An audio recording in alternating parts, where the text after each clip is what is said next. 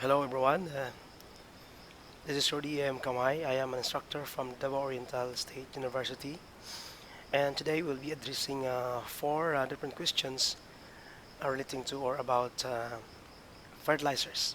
Okay, actually, this question has been requested by the student from the University of the Philippines.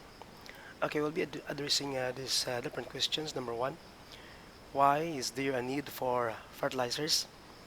Which type of fertilizer should people use? Synthetic or natural? What can happen if there's an excessive use of fertilizers in an area? And what can you suggest avoiding the negative effects of fertilizers in the environment? So let us tackle these questions one by one. So first, why is there a need for fertilizers? Now, considering that the Earth has been existed based on the literature for more than 4.5 million years, uh, we have been continuously using our natural resources, such as soils, no? Uh, in agriculture, we have been planting, we have been doing some agricultural activities in the soils in our land. That's why there is depletions of minerals or nutrients in the soils. And because of that depletions of nutrients or minerals in the soils, so eventually uh, crop response based on the depletions of the nutrients. So there would be at least agricultural productions that would mean that there would be a lesser amount of food that could be bring to our tables, no? And because of that depletion of nutrients or minerals in the soils, there is a need for applications of fertilizers for the plants to grow and develop and survive and eventually produce fruits or yields, no, that would serve as consumption for humans. And uh, nutrients or minerals is the food for the plants, and it is the plant that feed the world. Therefore, without nutrients in the soils, it is impossible for us to live. So, our lives depends on the amounts of nutrients or minerals in the soils. So, therefore, there is really a need for us to apply fertilizers in our soils. So that's it. And another question is, which fertilizer or which type of fertilizer should people use? Is it synthetic or natural? Okay.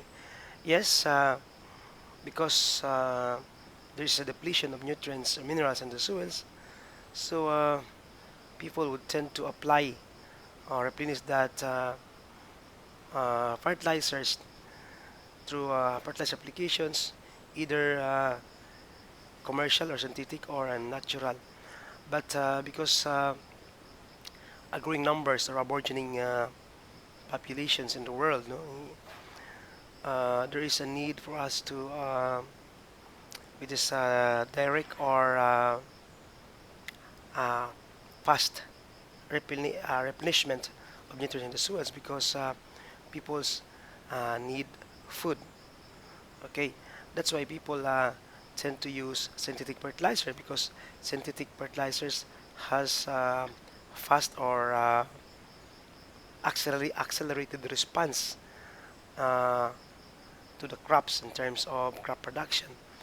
But because of continuous use of fertilizers, there's an adverse effect on the environment. And now, which type of fertilizers people use? Um, we can use the both, no? We can use either synthetic or natural, provided when we use synthetic, we have to use synthetic fertilizers judiciously. So meaning we have to use in the right dosage and right amount because continuous use of that and overuse or over application, there is an adverse effect in the environment.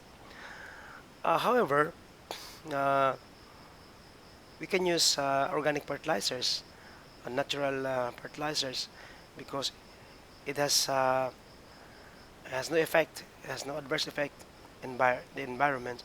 But considering that there is the dire need, there is what's the shall we say the urgent need for food, for agricultural production, because there is a greater demand for food. So we need a type of fertilizers that would give a fast or accelerated effect in terms of crop productions, and it is the commercial or the synthetic fertilizers that would accelerate the response of plants in terms of crop production, because when you use natural fertilizers, so medyo matagal yung response ng plants. So it has a slow effect, matagal pa yung release ng nutrients. But considering that there's a large populations waiting for the food, so parang mayroong pressure doon sa farmers to produce the uh, fast production, no? Parang accelerated production, because there are lots of people waiting for food. So kaya nga minsan gusto natin na madalian yung effect. So using the synthetic fertilizers, although madalian yung effect niya doon sa tanim, medyo accelerated yung production, madali lang yung response ng plants, but mayroon naman siyang adverse effect. So meaning to say, we can use synthetic fertilizers provided that we use it judiciously, or when we use synthetic fertilizers, we have to follow the labels that has been written on the bags of fertilizers, on the labels, no, tingnan natin. Or kaya we have to consult experts, no, agriculturists, yung mga soil scientists na alam nila ano yung right dosage. So when we use the synthetic fertilizers, we have to make sure that there are laboratory analysis from our soils, and there's recommendations for fertilizer applications that to be followed, because hindi maganda pag sobra, no? So kailangan ng yung right amount based on laboratory analysis, na mayroong fertilizer recommendation na susundin ng farmers. So pwede yun pag ganon. Pero pag wala tayong susundin, walang dosage, so mahirap yon. So we can use synthetic fertilizers provided we have to follow the labels, no? And of course, maganda talaga yung organic, because organic fertilizers, it will bring back the natural fertility of the soils, no? So, which type fertilizer should be used? We can use both. We can use combinations of synthetic or organic fertilizers. But when we use synthetic only, we have to follow the labels, no? But in general, it is good to use natural fertilizers, because in the long run, it will bring back the natural fertility of the soils. Okay, so we can use both. We can use combination, but if you use synthetic fertilizers, be sure to follow the labels and be sure to have a right dosage and the right recommended rate for fertilizers. So that's it. And another question is, what can happen if there is an excessive use of fertilizers in the area? No? Okay, so what would happen in the excessive use? Um, Generally, no, uh, the type of nutrients that has been applied, replenished in the uplands, usually nitrogen, phosphorus, and potassium, the NPK, because yun talaga ang palaging tinitingnan ng farmers. Although other nutrients, other minerals such as calcium, magnesium, ano pa ba, no? Kailangan din yon. But generally, nakafocus lang po tayo doon sa NPK. But kailangan din yung ibang nutrients. Now, what can happen if there is an excessive use of fertilizer in an area? For example, apply tayo ng fertilizers, hindi tayo nag-follow ng recommended rate, hindi tayo nag-follow ng label doon sa bags doon, sa mga container na nakalagay doon sa fertilizers. So, particularly pag sobra tayo ng phosphates and nitrates, Now, what could happen when excessive use of phosphate and nitrates? So excessive use of phosphate and nitrates uh, would eventually there are some environmental implications, such as, for example, the eutrophication.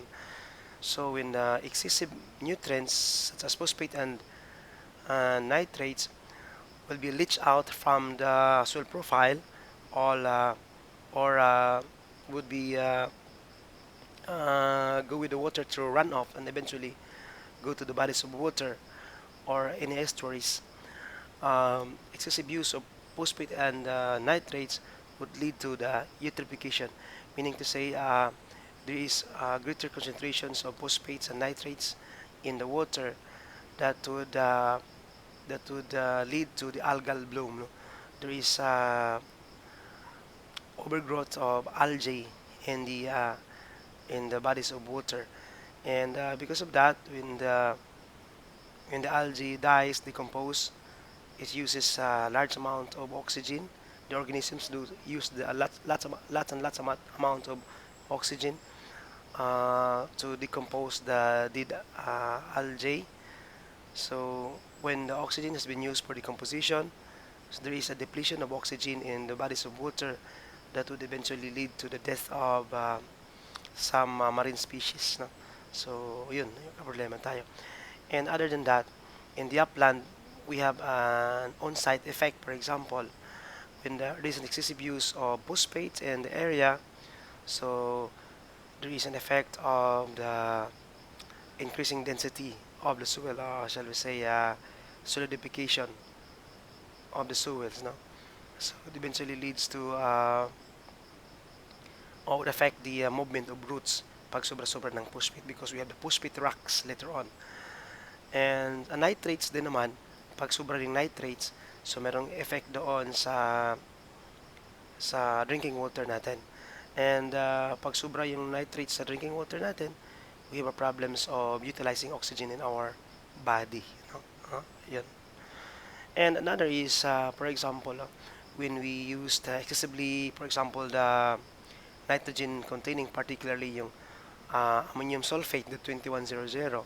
So a continuous use of ammonium and sulfur containing fertilizers will eventually lead to acidity of the soils. And acidity of the soils, because of the long run utilizations of fertilizers, would eventually have adverse effect on the roots of the plant. Okay? So yun po, no? Mayroon tayong mga environmental implications when we use excessive use of fertilizers such as eutrophication for the nitrates and phosphate, and solidifications or increasing density of the soils in the long run to affect the movement of roots in the soils and even the aeration, no, movements of air in the soils. And another is yun na nga, excessive amount of nitrogen eventually so lead to the greater amounts of nitrates in the water that eventually affect the utilization of oxygen in our body.